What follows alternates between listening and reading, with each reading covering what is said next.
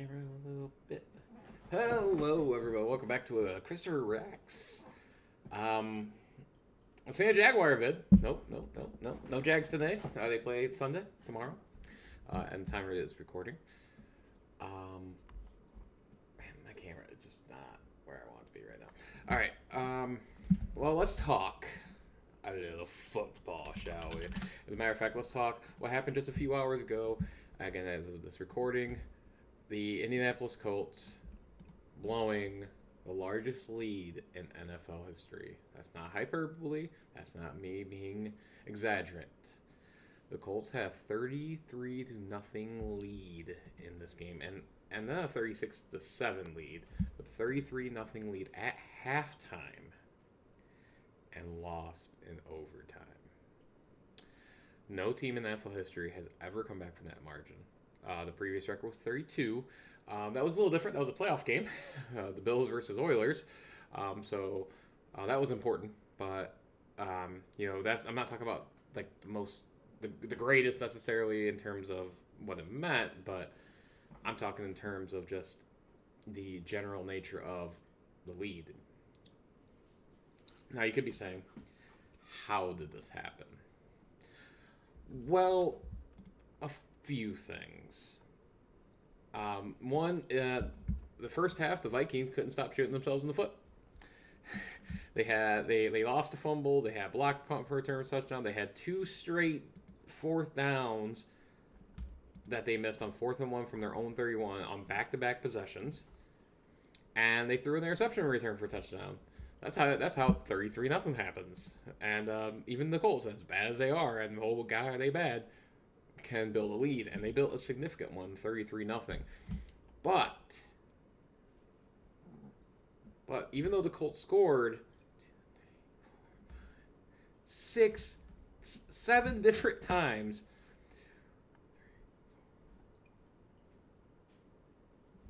in 7 different times in the first half alone, 3 of those were field goals, and that's significant. They have 4th and goal from the 8. They have 3rd and goal from the 1, and lost 7 yards on the play. Yazoo. Their next field goal, they had a 4th and 4 from the 10. That one's a bit questionable. Obviously you're up big at that point. You're up 17-0, going up 20 is not bad. You obviously don't expect that to happen, but that could be a case to go for it. And then their third field. They scored 4 field goals in the first half. I'm sorry, not 3.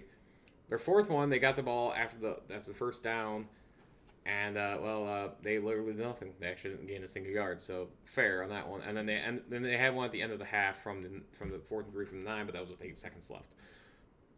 And then they had a 5th one in the third quarter on 4th and 7 from the 34. So that's how you build a 36-7 lead and a 33-0 lead at the half. So what happened? Well, touchdowns matter. The Colts couldn't convert couldn't convert some of those field goals into touchdowns. The Colts scored 5 field goals in this game. That's 15 points, which is fine until you realize that the only field goal that the Vikings scored was a field goal at the end of overtime to win the game. It almost became a tie, actually, which would have been almost funnier, if I'm being honest. But the Vikings outscored the Colts 39-3 in the second half and scoring 5 touchdowns. So when I talk about teams not scoring field goals and going for touchdowns, this is why. This is part of the reason why. Now, look. A team should not, under any circumstance, blow a 33-point lead. Again, it had never happened, ever, in the history of the NFL. Like, that is, in the thousands of games that have been played in NFL history, maybe even 10,000 games. I don't know the exact number. No team had ever went down by 33 or more points and came back and won. Until today. But when you look at the team stats, so let's say you didn't know that. You just look at the team stats, you would think the Vikings actually dominated this game. 518 to 341. The 3 field goals or 3 turnovers suck. But they they kind of dominate the stat lines in a lot of ways. Not rushing. The Colts did a better job rushing with 171-94. Both teams had just a tremendous amount of penalties. There's 20 penalties and 177 total yards. Yikes. That's not good. That's not good. The Vikings did turn over 3 times. Again, hence why we have a lot of that. But the Colts, the second half was such an unmitigated disaster for the Colts.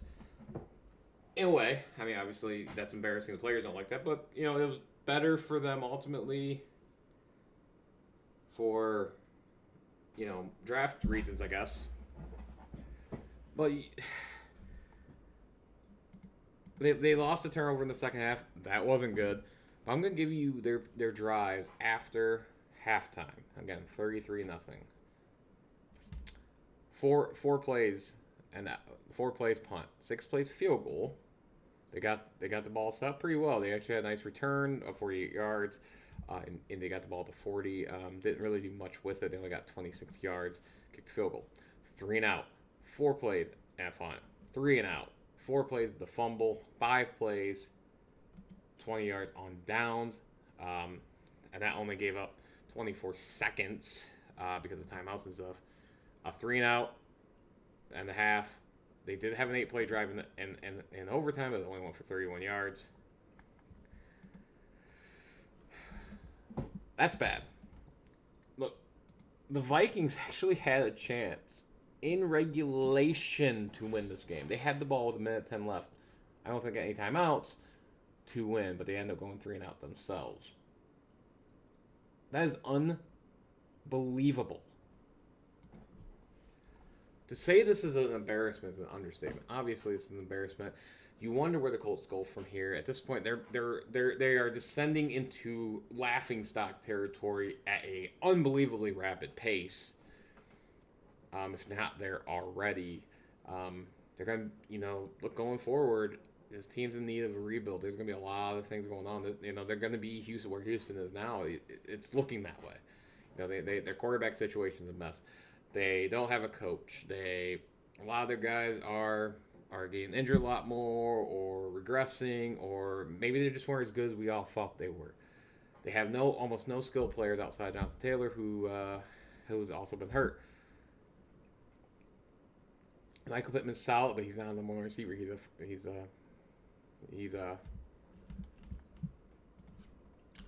number. He'd be a good number 2 for some people. For a good team. John Taylor got injured again this game. He only had 1 reception, no carries. He got injured on that reception. I'm guessing that's when he got injured. Again, I actually watched the full game because of work and other reasons. But for the Colts, this is... Jim Irsay is not exactly known for his patience and his, taking things easy. He fired Frank Reich earlier this season and hired Jeff Saturday, kind of out of the blue. And after their first one against Colts or Raiders, everyone's like, "Oh, look at that, Jeff Saturday." Well, they've lost 4 straight, and the last 2 have been unbelievably embarrassing. Because remember, they're 33 again. They got outscored 33-0 in the 4th quarter alone against the Cowboys. So when you start thinking about that, them giving up a 33-0 deficit at halftime, it sounds a little bit more plausible, doesn't it? Right now, the Colts are 4-9. They're just a disaster at this point. There's no other way around it. They're progressing their way to a top 5 pick right now. They're not there yet. They're at number 7, but man, they are dropping quickly. And they actually have the 2nd worst point differential in the league now at 92, minus 92. Houston's at minus 103, but Houston's close. I remember Houston tied them, so it's been a disaster from the start. But for the Colts, I don't know where they go from here right now. This is the type of loss that puts your organization back years, and they were already dropping, and it's just embarrassing. Look, you can make a case the Falcons have never really recovered from their 28-3 loss in the Super, a 28-3 lead, blown lead in the Super Bowl. You could make the case it took a long time for the Oilers to come back from their 35-3 lead on the Buffalo Bills in that 92 playoff game. Maybe even to the point where they actually moved and became the Titans. That was really when they recovered from that. Those two obviously were playoffs. This was a regular season game and a lost season anyway for them. But that does something to a franchise when you do something that historic negatively. And it's tough for teams to view that, especially the players that are around. Like the Colts are going to be in a big rebuild here, probably starting this offseason, and they're going to be bad for a while. The AFC South is weak, and that's good for me and the Jaguars. The Jaguars are probably the only team that you can make a case is truly on the rise at this point, and they have their own warts, obviously, but I don't know. For the Colts, this is a disaster. But let's talk Vikings. Unbelievable comeback, obviously, for them, led by Kirk Cousins, who just blew up in the second half, having about almost 430 of his yards in the second half in overtime alone. Dalvin Cook going off for 95 yards rushing and receiving, including a touchdown on a 64-yarder that tied the game. Justin Jefferson, KJ Osborne going off. Justin Jefferson, not surprising, 12 receptions, 123 yards, that touchdown. KJ Osborne, 10 receptions, 157 yards. So, hey, you know what? Kind of knew who they were going to.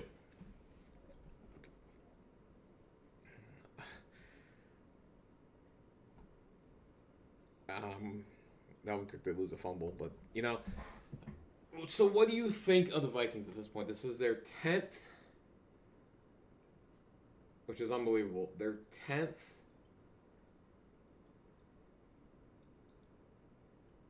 one-score win this year, tying an NFL record. That's not sustainable. A lot of people are like, how good is this team really? And that is a fair question. And it's an unfortunate question. And if you're a Vikings fan, I understand the frustration with that being asked. You're 11-3. You have the second best record in the NFC. How are you considered a bad team? And I wouldn't say you're considered a bad team. You're a decent team. I don't think anyone doubts that.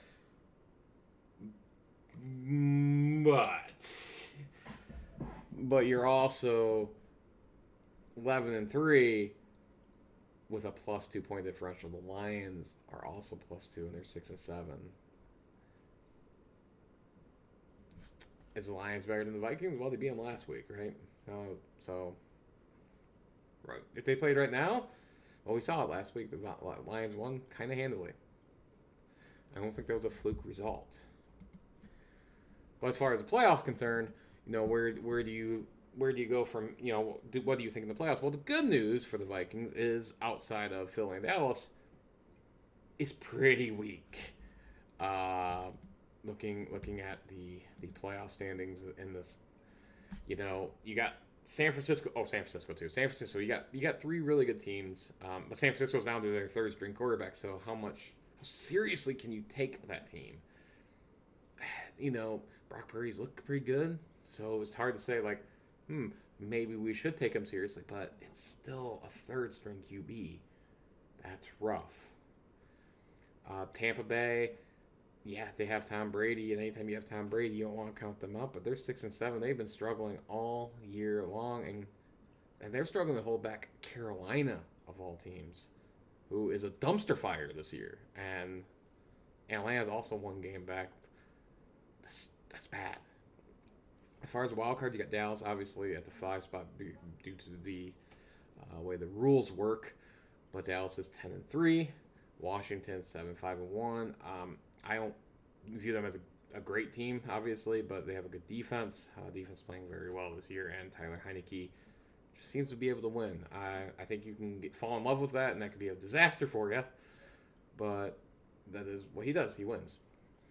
And then the Giants, the free-falling Giants at 7, and right behind them is the Seahawks at 7-7. They're free-falling, but you got that Lions team, who's sneaking up.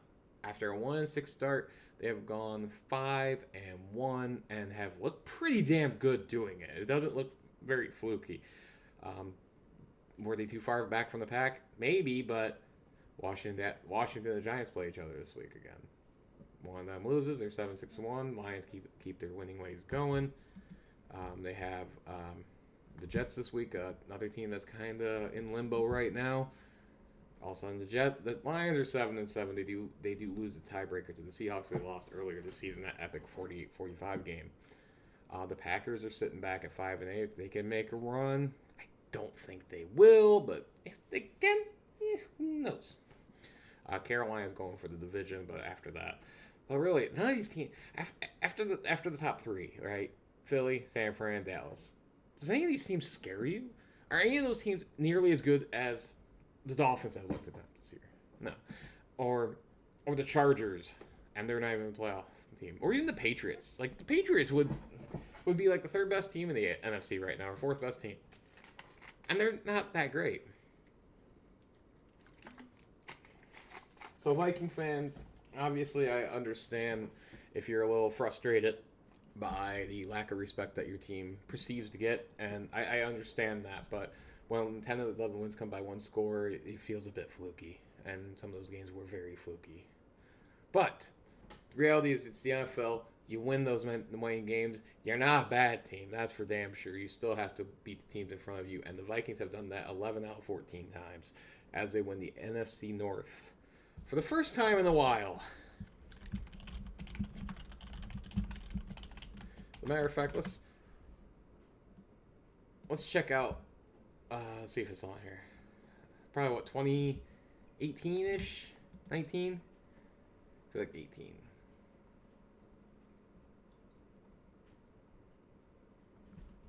Either way, that's not really relevant, honestly. But 2017. It's been since 2017. So you're talking 5 years ago.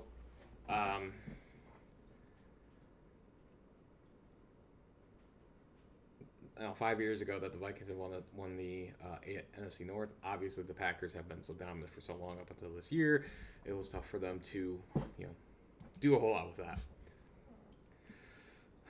But no, that is but it's incredible to me to watch a team blow an NFL team. Or even a college team, man. You get a 33-point lead. Why would you ever share your vacation home with someone you wouldn't share your vacation with? Is incredible. Like, 2nd and 8, takes the snap, another 4-man rush, throws left to Jefferson, who's blasted by Stephon Gilmore, who should be thrown out of the game. Stephon Again, there's only been 2 teams in history that won a 30-plus lead, and the other one was the Oilers, and that wasn't that big. Somebody doesn't come off the sideline and whoop his butt. Yeah, it looked like he left this. You kidding me? That's what I'm saying. Jefferson incredible. And now they're making I'm at a loss for words for the Colts, and for Colts fans, I feel for you.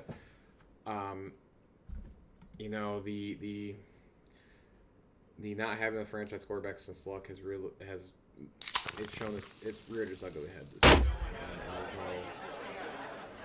There's no doubt about Two that. left, Cousins back to pass, looks left, throws left, caught. Jefferson 5, walks into the end zone.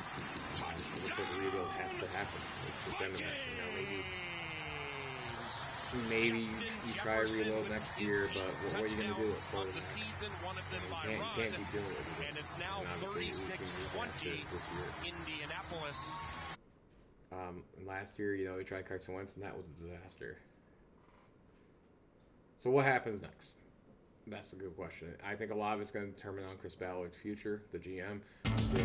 Heavy-duty pulling power to conquer the high road, if that's the case, in 5 seasons, or the off-road.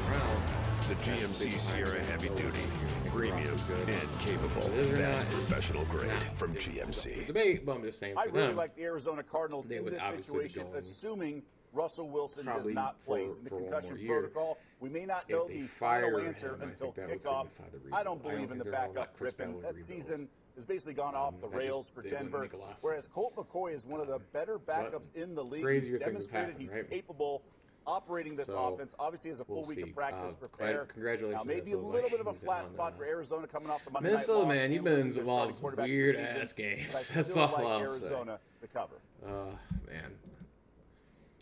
One other game up to this point that has completed the Cleveland Browns just winning ugly against the Baltimore Ravens 13-3 in a game that felt like two bad teams were playing it.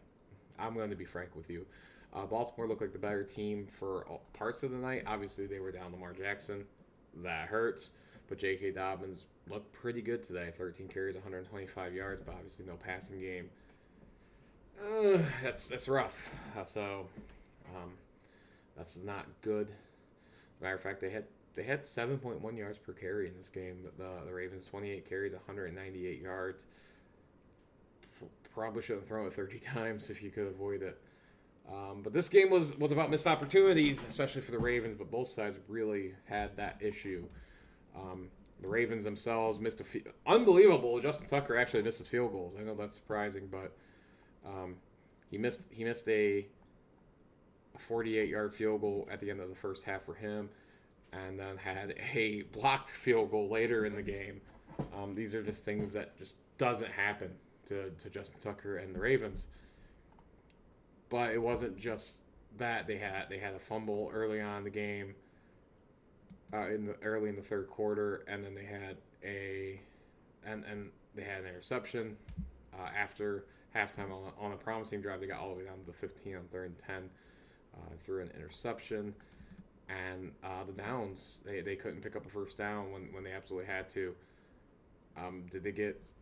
Did they get a little cute? Maybe. I don't know. It's me, your dry skin. I'm craving something we're missing. The ceramides and CeraVe. They help restore my natural barrier so I can lock in moisture. We've got to have each other's backs. CeraVe, now the #1 dermatologist recommended skincare brand. We've seen that this year with Baltimore 3. Here's Watson back, looking, throwing, caught. Peoples-Jones got it, and it goes in. Touchdown! Donovan Peoples-Jones. What a play on 3rd down and goal. Peoples-Jones went 2 yards off the line of scrimmage, caught it and zipped. So what they did was they moved him into the backfield, which is a different look for the Ravens. How do you account for him?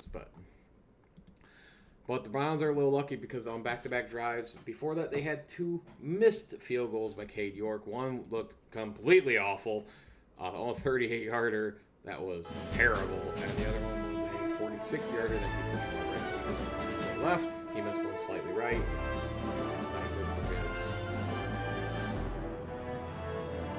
because those didn't kill him, but that is stuff that the Browns. Jordan Stout will have a hold.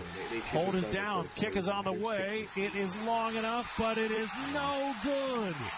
It hooked wide left. Played well the last few weeks, and they're not the unmitigated disaster they were early on. Now they're a very respectable defense. This defense, if what we've been seeing the last few weeks had played early in the season, the Browns might be a 10-win team right now. I say that legitimately because their defense often let them down, and very, very often. But by the very least, it could have 2 or 3 more wins, and could be the Browns and Bengals fighting for that AFC North title with the Ravens, which sounds weird to me too, admittedly, but. The Browns lost some games in some spectacular ways this year. Obviously, the Jets game in and of itself was pretty fucking epic. They blew a 14-point lead to the Chargers the very next week, and actually they had a 1-point lead going in the fourth quarter. Obviously, the Jets game, they lost to the Falcons. That was a bad loss. They definitely probably should have won that game. Got blown out by the Patriots. They lost to the Ravens earlier this season. They got within 3 with 9 minutes to go, but couldn't come back any further. So they played the Ravens tough all year. We give them credit. Obviously, then and they lost to the Bills. Kind of a weird game in Detroit, but it is what it is. But here we are. They've won 3 of the last 4 games. The schedule isn't hard for the Browns. They got a Saints team that's a disaster. At Commanders, I think that's their hardest game on the schedule, and then they go to the Steelers to end it. Steelers are always feisty, especially in the rivalry game, but 3-0 isn't impossible if the defense continues playing the way they have been. 9-8 or even 8-9. Stefanski's getting another year because he could sit there and say, "Hey, look, we got Deshaun back. Our defense started playing better. We won a bunch of games. Give me one more year," and he would be absolutely right with that. Now, what happens in 2022? Or 2023? I don't know. I'm not Nostradamus, but there is 100%. That'd be 100% reason to give him another year. Even if you want to say the offense hasn't been good, and it hasn't. They've only scored 2 touchdowns since Watson got back, but defense has played well. Defense has played pretty well. They haven't given up 20 points other than to the Bengals, and even against the Bengals, they played well.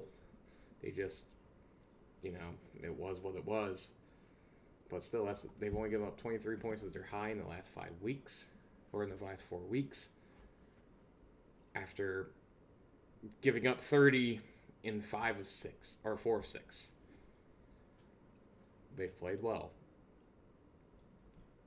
Obviously, playoffs are probably out of the question. I don't think that's a surprise, but they kind of on a 4-game winning streak. And then they go into next year pretty hot. But that is it for me. I am done talking football for tonight. Will I be on tomorrow with the Jags react? No, probably not, but who knows? If they win, then we'll be here. I don't expect to win. They play a tough Cowboys team, and I know they played like crap against Houston last week, but I think that's a tough game for the Jags. But it'd be awesome if they did. It'd be awesome if you did. But on that note, ladies and gentlemen, thank you for joining me here at the Lunchroom Syndicate. Hope you enjoyed that. Unbelievable Vikings. Good job. Until next time, deuces.